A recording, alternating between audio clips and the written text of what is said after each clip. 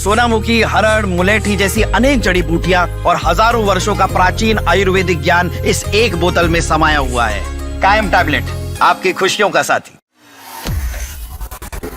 UGC को लेकर पूरे देश में जमकर बवाल छिड़ा है। उत्तर प्रदेश से लेकर राजधानी दिल्ली और बिहार तक लगातार सड़कों पर लोग उतरकर इसका विरोध कर रहे हैं। वहीं इसी बीच ये मामला अब सुप्रीम अदालत में भी पहुंच गया, यानी कि सर्वोच्च न्यायालय सुप्रीम कोर्ट में।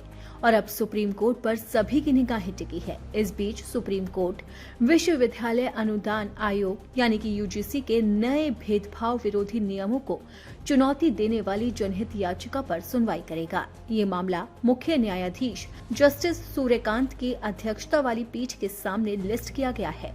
याचिका का उल्लेख किए जाने पर अदालत ने तत्काल सुनवाई के लिए सहमति भी जताई थी। शीर्ष कोर्ट की वेबसाइट के अनुसार चीफ जस्टिस सूर्यकांत और जस्टिस जोए माल्या बागची की पीठ इस मामले में अहम सुनवाई करेगी।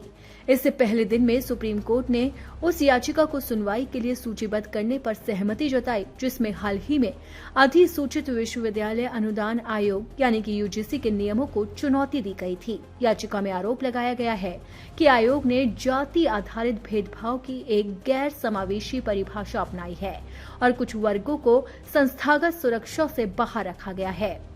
चीफ जस्टिस सूर्यकांत और जस्टिस जोए माल्या बागची की पीठ ने एक वकील की दलील पर गौर किया जिन्होंने याचिका पर तत्काल सुनवाई की मांग की। वकील ने कहा कि इन नियमों से सामान्य वर्ग के खिलाफ भेदभाव की आशंका है। इसी पर मुख्य न्यायाधीश ने कहा कि हमें पता है कि क्या चल रहा है, सुनिश्चित करें कि कमियां दूर हो जाए।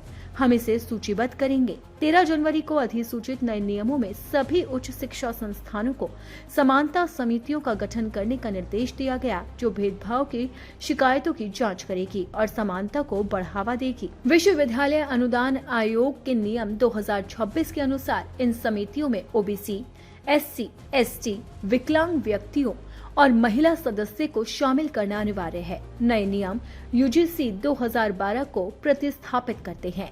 याचिका में आरोप है कि इसमें जाति आधारित भेदभाव को केवल अनुसूचित जाति, अनुसूचित जनजाति और अन्य पिछड़े वर्गों के खिलाफ परिभाषित किया गया है।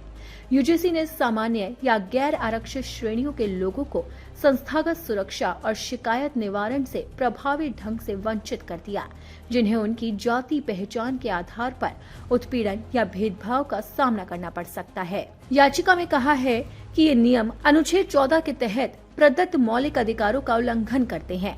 इन नियमों के खिलाफ अलग अलग जगहों पर विरोध प्रदर्शन हो रहे हैं। छात्र समूह और अलग अलग संगठन इन्हें तत्काल वापस लेने की मांग कर रहे हैं और अब ये मामला सुप्रीम कोर्ट में सुनवाई के लिए पहुंच चुका है, तो ऐसे में देखना होगा कि अदालत क्या फैसला सुनाती है।